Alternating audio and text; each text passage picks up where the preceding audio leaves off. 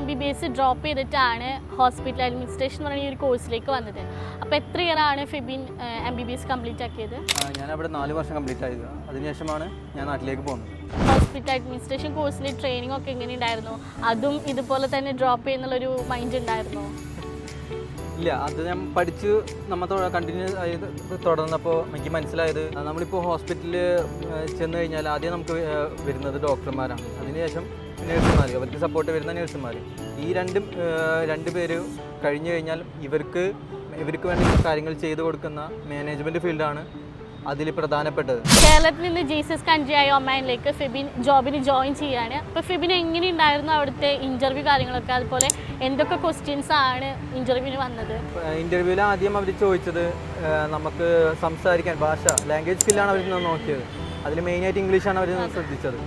രണ്ടാമത് അവർ നോക്കിയത് നമുക്ക് പ്രാക്ടിക്കൽ സ്കില്ല് ഉണ്ടോയെന്നാണ്. ഫെബിൻ ഹോസ്പിറ്റൽ അഡ്മിനിസ്ട്രേഷൻ കോഴ്സിൽ എന്തൊക്കെയാണ് മെയിനായിട്ട് പഠിക്കാനുള്ളത്? PRO, HR, billing department,